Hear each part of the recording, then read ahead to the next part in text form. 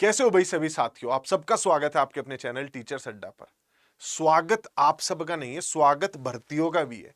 अब जब मैं आपसे बात कर रहा हूं तो दो तीन चीजें हो गई हैं। एनवीएस का नोटिफिकेशन आ गया है, केवीएस का नोटिस जारी हो गया है, एनवीएस में एलडीसी वाले एग्जाम की एग्जाम डेट भी आ गई है। तो बहुत सारी चीजें हुई हैं। पता नहीं, जो चीज होली से पहले हुई थी ना, कि बहुत सारे एग्जाम्स का रिजल्ट आ गया था, यूपी पुलिस का, एसएससी सीजीएल का, बहुत सारे एग्जाम्स का रिजल्ट आ गया था तब। अब शायद होली के बाद किसी ने तो इन्हें जाके डांटा है कि कर क्या रहे हो, काम शुरू करो। तो काम शुरू हो गया है। सबसे पहले केंद्रीय विद्यालय संगठन ने अपने रिक्रूटमेंट रूल जारी कर दिए हैं। रिक्रूटमेंट रूल की साल भर्ती के नियम ये होंगे। खेल से पहले हो जाता है ना कि इन नियमों पे खेलेंगे, तो इन नियमों पे खेलेंगे। क्या पिछली बार से कुछ बदलाव है? बदलाव से ज्यादा मैं कहूंगा चीजों को और सिंप्लीफाई किया गया है। जो चीज पहले आप लोग करते थे ना कि सर टीजीटी भरा, एग्जाम भी क्लियर हो गया, बाद में जाके हम तो एलिजिबल ही नहीं थे, हमारे पास तो ये सब्जेक्ट कॉम्बिनेशन नहीं बन रहा था, ये नहीं बन रहा था, ये नहीं हुआ, वो नहीं हुआ। अब वो बहुत हद तक क्लियर हो जाएगा। सब्जेक्ट कॉम्बिनेशन को लेके बहुत क्लियर करके अब चीजें लिख दी गई हैं। पहले साल लिखा जाता था कि 1 ईयर 2 ईयर, अब सेमेस्टर वर्ड भी उसमें ऐड कर दिया गया। कहां कितनी एज रिलैक्सेशन है, कैसे सारी चीजें हैं, वो बहुत क्लियरली मेंशन कर दिया गया है। एनसीटी की गाइडलाइंस को, अभी की जो गाइडलाइंस है उन्हें फॉलो भी किया गया है और कुछ नए पद भी ऐड कर दिए गए हैं। तो एक बार बेसिक ओवरव्यू मैं पहले आप लोगों को देता हूं, फिर दिखाता हूं कहां कहां चेंजेस है।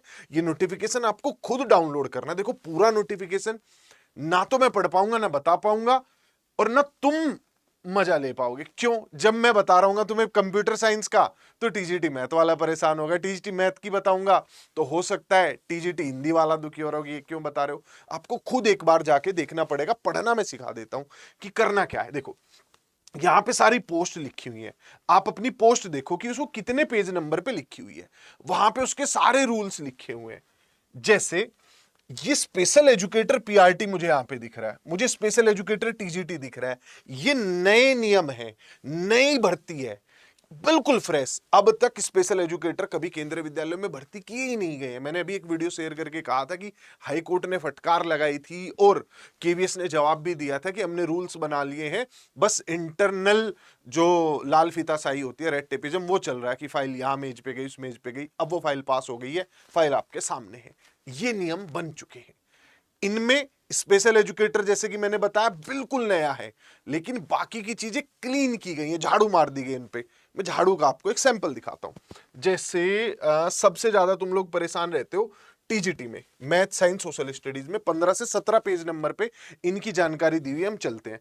अच्छा, ये क्या सिर्फ टीचिंग पोस्टें नहीं, लगभग 55,000 पद जो केंद्रीय विद्यालयों में हैं, उसके हर पॉइंट के नियम यहां पर हैं। इससे अलग कोई भी चीज नहीं है। स्टाफ कार ड्राइवर तक भी है, और ऊपर बिल्कुल मतलब प्रिंसिपल, सारी पोस्ट यहां पर है, एएसओ वगैरह सब कुछ यहां पर है। बल्कि एक तो पोस्ट तुम्हें दिखा के डराई दूं, जो केंद्रीय विद्यालयों के कमिश्नर है उनके भी रूल यहीं पर दिए गए। ठीक है, तो चलते हैं पेज नंबर 15 और 17 पर। वहां जाकर चीजें हमें क्लियर हो जाएंगी कि ऐसा सर क्या साफ सफाई कर दी इन्होंने, क्या ढंग से बता दिया। देखो, जैसे उदाहरण के तौर पर टीजीटी संस्कृत पहले साल नहीं उतना क्लियरली मेंशन करते थे, तो या जहां साल कर देते थे तो सेमेस्टर नहीं लिखा होता था। बहुत क्लियरली लिख दिया है कि भाई संस्कृत होना चाहिए। इलेक्टिव हो या मेन सब्जेक्ट हो, उससे हमें कोई मतलब नहीं है, लेकिन आपने एटलीस्ट 3 साल पढ़ा हो, डंडा 6 सेमेस्टर आपने ये कोर्स पढ़ा हो। बहुत क्लियरली मेंशन कर दिया। ये तो फिर भी चलो, जो भाषा वाले हैं वो तो फिर भी कई हद तक हमें क्लियर हो जाते हैं। हमें ज्यादा दिक्कत कहां आती है? सबसे ज्यादा दिक्कत आती है भाई इस पे।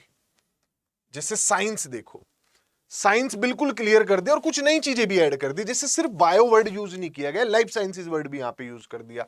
तो आपके मेन सब्जेक्ट जैसे बायो या लाइफ साइंस रहा हो तो उसके साथ सब्सिडरी में क्या रहा हो, बोटनी अगर मेन रहा है तो सब्सिडरी में क्या रहा हो, जियोलॉजी मेन रहा है तो सब्सिडरी में क्या रहा हो, वो क्लियरली मेंशन कर दिया है। सोशल स्टडीज का भी ऐसे बहुत ढंग से लिख दिया गया है कि आपने हिस्ट्री, ज्योग्राफी, इकोनॉमिक्स और पॉलिटिकल साइंस में से अपनी ग्रेजुएशन के दौरान कोई दो पढ़े हो, इनमें से कोई एक हिस्ट्री या ज्योग्राफी हो, कितने सेमेस्टर तक हो, कैसे हो, वो यहां पर लिख दिया गया है कि एटलीस्ट 3 साल हो, इतने सेमेस्टर हो। जो इलेक्टिव सब्जेक्ट है, जैसे एक तो आपका इनमें से मेन सब्जेक्ट हो गया हिस्ट्री या ज्योग्राफी, जो इलेक्टिव सब्जेक्ट है वो कितना पढ़ा हुआ होना चाहिए वो भी लिख दिया है। जैसे बच्चों को बहुत डाउट रहता है, सर हिस्ट्री था बट ज्योग्राफी तो हमारे पास 1 ही साल था, सर हमारे पास तो पॉलिटी 1 ही साल था। भाई वही चाहिए भी, एटलीस्ट 1 ईयर या फिर एनी 2 सेमेस्टर। पहले साल का चक्कर था कि 1 साल रहा हो और पूरे साल रहा हो, जैसे थर्ड ईयर में दोनों सेमेस्टर में वही पढ़ा, वो चक्कर भी नहीं है। फर्स्ट ईयर का एक सेमेस्टर पढ़ाओ, फिर थर्ड ईयर का लास्ट सेमेस्टर पढ़ लिया तो भी चल जाएगा। यानी कि फर्स्ट सेमेस्टर या छठे सेमेस्टर को भी क्लब करोगे तो भी 1 साल बन रहा है। तो क्लियरली लिख दिया है, वो जाके एक बार आपको ढंग से पढ़ना पड़ेगा। इस पे हेल्प भी हम कर रहे हैं। कैसे कर रहे हैं? नीचे गूगल फॉर्म है, उसमें अपना नाम डालो, ये पूरी पीडीएफ आपके पास आएगी, उसे ढंग से पढ़ लो। फिर इस पे मैं और सनी सर और बाकी के टीचर्स एक एक सब्जेक्ट को पकड़ के आपको समझा देंगे कि कहां क्या होना चाहिए। क्योंकि जब तक एलिजिबिलिटी नहीं पता होगी ना, पात्रता ही नहीं पता होगी, तो फिर पात्र हमला कैसे बोलोगे। आगे चलते हैं। जिससे मैथ्स के केस में बहुत क्लियरली लिख दिया है भाई कि कब कब क्या क्या पढ़ा हो। इतना क्लियर स्पेसिफाई करके ढंग से कभी आज तक नहीं लिखा गया था। जैसे यहाँ पे मैथ्स को लिख दिया कि इलेक्टिव या मेन सब्जेक्ट हो, 3 साल आपने पढ़ाओ। फिजिक्स 1 साल पढ़ाओ, कोई 2 सेमेस्टर पढ़ाओ। इनमें से chemistry, electronics, computer science, statistics में से 1 साल पढ़ाओ और कोई 2 सेमेस्टर पढ़ा हो, या फिर और का साइन है यहां पर 1 ईयर स्लेस एनी 2 सेमेस्टर्स डाल दिया है। अब इसके बाद मुझे नहीं लगता किसी को कोई कंफ्यूजन रहेगा, रहेगा भी तो हम किस लिए। टीचर्स अड्डा चैनल पर बने रहो, सब्सक्राइब कर लो, हर चीज आराम से बताई जाएगी। इसके अलावा जो नए पद आए हैं उनको एक बार देख लेते हैं कि उनमें क्या हो रहा है।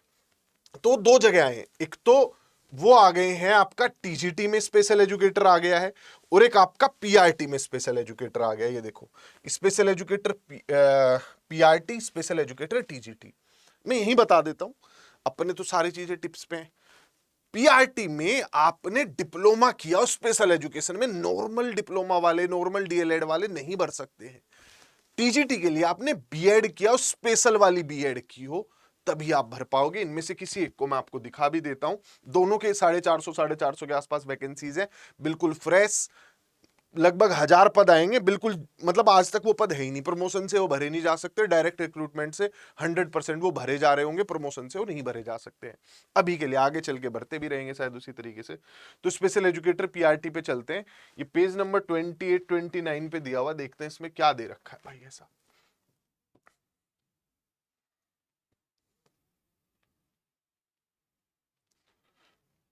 ये देखो, प्राइमरी टीचर और स्पेशल एजुकेटर वाला, आपने क्या किया हुआ हो,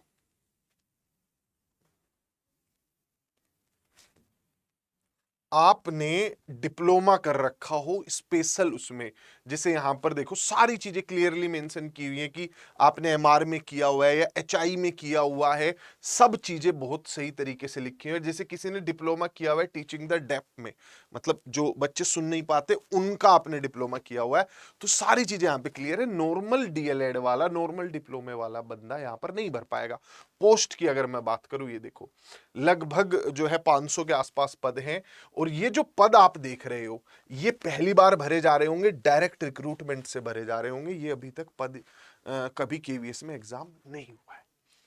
नोटिफिकेशन कब आएगा भर्ती का, एग्जाम कब होगा, तो भाई केंद्रीय विद्यालय ये झटका आपको कभी भी दे सकता है। आज से पढ़ना शुरू करो, नोटिफिकेशन का इंतजार नहीं। जब नोटिफिकेशन आएगा उस दिन से पढ़ना बंद करके मॉक टेस्ट देना शुरू करना। मैं डेट के चक्कर में आपको घुसाना ही नहीं चाहता हूं कि अप्रैल में आएगा, मार्च में आएगा। भाई बहुत अनप्रेडिक्टेबल है केंद्रीय विद्यालय वाले, कब क्या करते हैं एकदम से बम फटता है। ठीक, नियम थोड़े थोड़े इन्होंने बदल दिए हैं, एग्जाम पैटर्न में कुछ बेसिक चेंज हो सकता है, कर दें। अगले आने वाले टाइम पे क्या होंगे, कैसे होंगे, सब देखते रहेंगे। लेकिन एग्जाम पैटर्न को ऐसा नहीं बदल जाता कि कोई अलग ही चीज आ जाएगी, नहीं। अपना सब्जेक्ट पढ़ना ही है, जनरल पेपर आता ही है, हमेशा आएगा, पूछा ही जाता है, भाषाएं भी पूछते हैं। ये 3 चीजें हो गई, भाषा हो गई, जनरल पेपर हो गया, आपका सब्जेक्ट हो गया। इनमें से किसी एक को तो बढ़िया करो, नोटिफिकेशन आएगा, फिर प्रैक्टिस सेट के थ्रू वो सारी चीजें क्लियर हो जाएंगी कि एग्जाम पैटर्न कैसा, हम कैसे जीतेंगे। बहुत जल्दी नोटिफिकेशन आएगा और नोटिफिकेशन के विद इन 40-45 डेज एग्जाम कराने का रिकॉर्ड है केंद्रीय विद्यालय का। तो रिकॉर्ड, तुम उस रिकॉर्ड के चक्कर में मत फंस जाना, आज से पढ़ना शुरू करो। Bye bye, take care. Video पसंद आया तो चैनल को सब्सक्राइब करके आगे की इंफॉर्मेशन के लिए लूप में रहना कि सब्जेक्ट वाइज क्या हो रहा है।